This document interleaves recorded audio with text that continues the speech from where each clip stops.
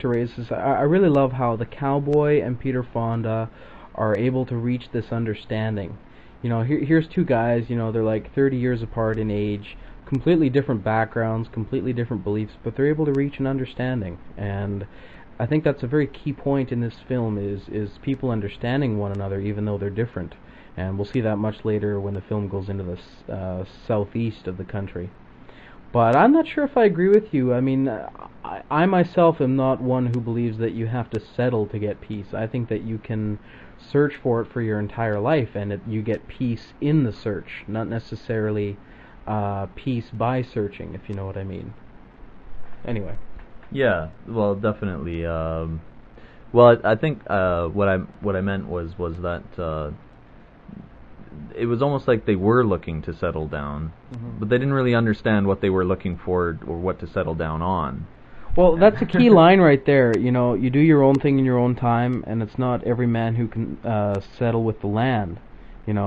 I think that's a key belief that Peter Fonda's character has. He really has respect for this farmer. Here's a guy who can live off the land, and make his way that way. And that was one of the key quotes from the movie. You do your own thing in your own time. A quote that went through pop culture after the film came out. Anyway, sorry to interrupt. No, that's all I was going to say. Some great stuff here traveling through the country. I guess we're getting into like New Mexico and Arizona type stuff with all this forest stuff. Again, beautiful Laszlo Kovacs photography here. Not too sure about the lenses that they're using, but I like the fact that there's flares. That doesn't bother me at all. I think it works well with the color scheme and the shots. And obviously they're using a camera car here, but I like the fact that the camera isn't still. They're moving the camera around, doing zooms and stuff like that. It's works well. Well, it makes you feel like you're actually traveling with them, that you're traveling with the bikes. It's a very fluid motion. I always loved this hitchhiker because he is so smooth. I mean, he doesn't stick his thumb way up in the air. They just pull up and he just puts his thumb right at the side of his hip like he's Mr. Cool, And he turns out to be this really bizarre hippie guy. And that's Luke Askew, another character actor from the late 60s and early 70s. And we're hearing a bird song here. I will learn to follow. I wasn't born to follow. Sorry. Yeah, and here we go. We're pulling out, and the guys are going to camp for the night. And I mean, the thing is, when this film came out, Hollywood was really at a crossroads in that they didn't know who to make pictures for, whether they were making pictures for old people or whether they could make pictures for the younger audience. And this was one of the first films that was made for a younger audience and really took off with that. And they identified with the characters in it because it was written by people of the same age as well. People could understand, hitchhiking and getting high and just philosophizing about UFOs and the government and stuff like that. That's what kids were doing back then, and the whole peace movement in Vietnam was going on. Communes were really popular back then. I mean, you talk to people today, they can't understand what the hell a commune is. They'd rather be smoking crack and listening to rap. But communes back then were a huge thing, and hitchhiking from place to place. And the kind of outfits they're wearing. I mean, you think this film is only, 33 years old, and yet, I'm not saying it looks dated, but it's just amazing to see how different the dress is.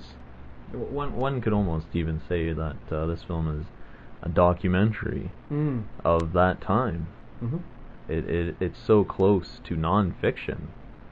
There's definitely a blur between the fiction element of this film and the non-fiction. That's true. Well, and that especially comes into play in the Mardi Gras sequence where they shot on 16mm and they hired a couple of documentary cameramen.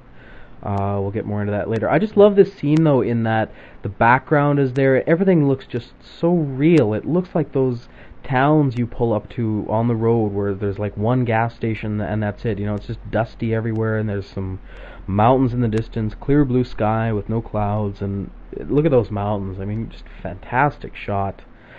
They went on a 3-week location scout. There was another neat camera trick by Kovacs and Hopper. But anyway, they went on a 3-week location scout, actually doing this trip from Los Angeles to New Orleans, scouting all these locations, and I think they found every postcard picture you could actually find, including this.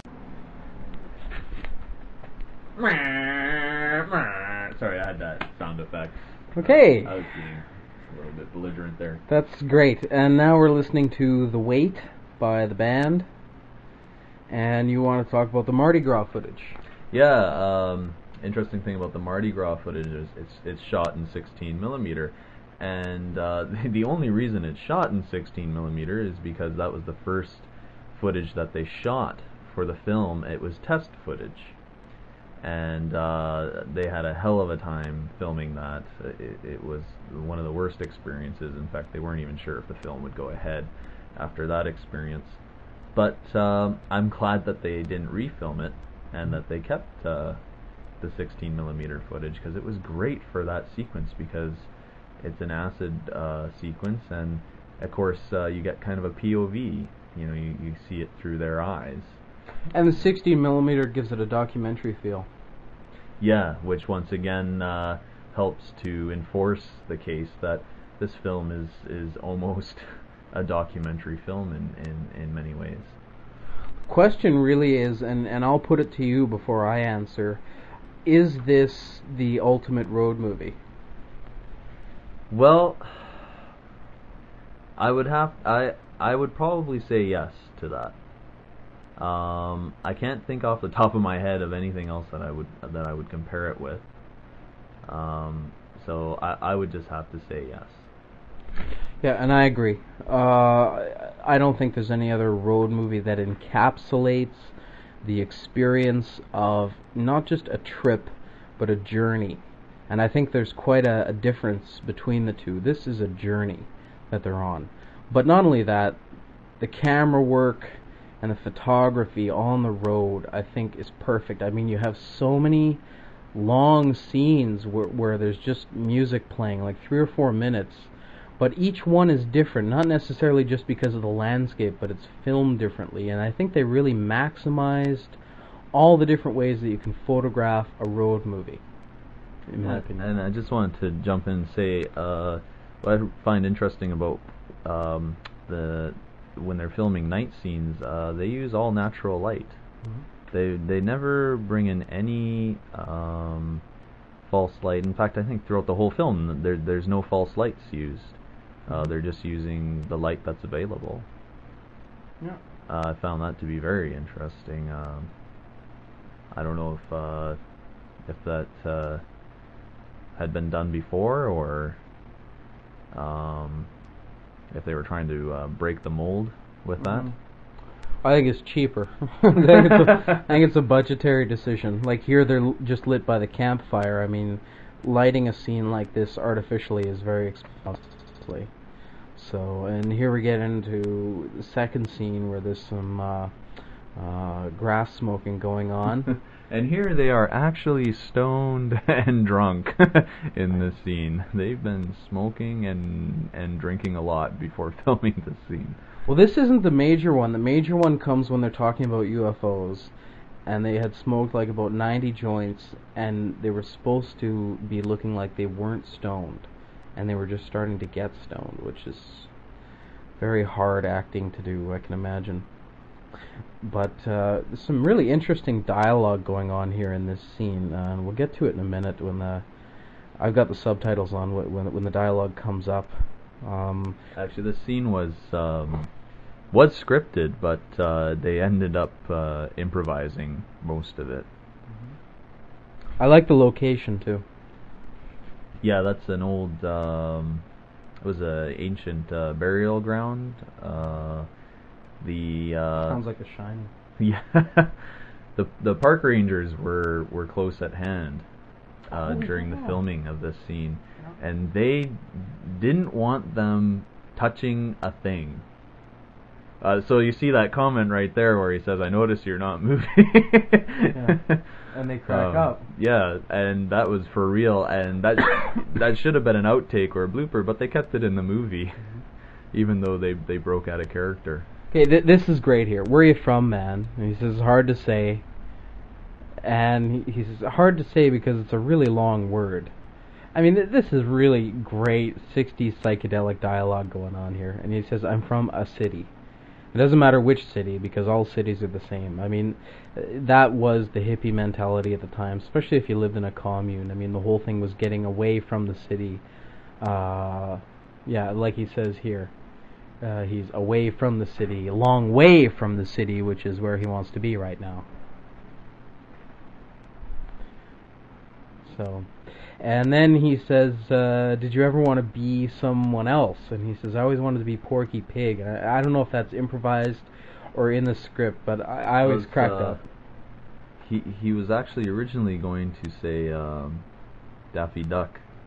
He never said why he wanted to originally say that, but that's what he was thinking, and it came out Porky Pig because he was so stoned at the time. Is that in the documentary? Yes, it is actually.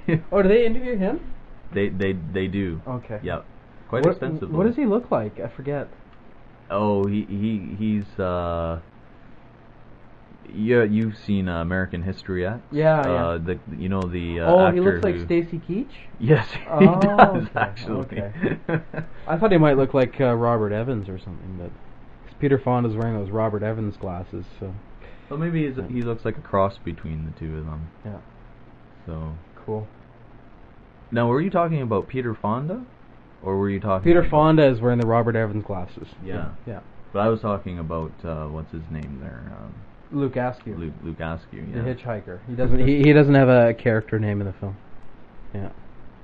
And the question is he the... Well, okay, he's obviously the head of that commune that they're going to. Is he? I'm not too sure, actually, if that was the idea. I always thought he was, because there's all these kids there when they show up. They say, Dad, Dad, and there's about 8 of them, and he's getting pretty romantic with about 2 or 3 of the women there, so I think they have a pretty free-flowing Jesus kind of thing going on there, where he's like... got families with all these different mothers, and I think he's the head of the commune, because when Dennis Hopper tries to approach that one circle of people, they're like, no, because this is for the members of the board, let's say, and he's right there. So, and just to sound like Dennis Hopper, this is in Taos, New Mexico. This whole commune sequence. Mm-hmm. I believe they actually had to build this particular set here. Mm-hmm. That wasn't an existing commune. They wanted to find an actual commune, but they couldn't, so they built one, and they invited people from surrounding communes to come and be the actors. Another interesting thing is that these are hippies who are meat eaters. They're not vegetarians. You saw that animal hanging up there just a minute ago. I always thought that was interesting. And so we've seen all those kids there. There's that animal in the background. But you saw all those kids calling him Dad, and he was just romantic with one of the women there. And when he goes inside, he's going to approach 2 other women. So just something I'd throw in. But it's interesting how the one of them forms the attachment with Peter Fonda right away because she likes him.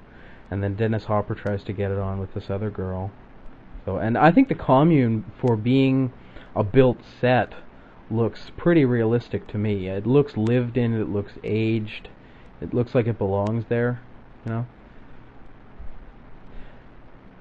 here we go, with Sarah. Yeah, now he's getting it on with her, and she got that knife, of course. I guess that's to keep him away. And now she goes after the goat. Man, I always laughed when I saw this every time. What are you eating? Yeah. I feel that this scene really did not romanticize commune life. Yeah. I think it really showed it Wide for angle what lens. it actually was. Mm-hmm. And I think that's great because it almost forms a non-biased opinion. That's it. Just one interesting shot with the wide angle lens here in some of these shots, I think, is an interesting touch. But yeah, I agree. It doesn't romanticize it at all. I mean, they're famished. I mean, they're starving. They don't have any money. They're just getting by on drugs and good times. And yeah, it's not like an exploitation flick or anything like that. I think that girl in the blue really looks like Jamie Lee Curtis. That's one thing I've always thought. No, seriously. Now you tell me. I think she's a dead ringer for Jamie Lee Curtis at a younger age, obviously, not now. But that was always my opinion. Possibly. Yeah. And let's hear it for the mime troupe that are going to come in a minute here.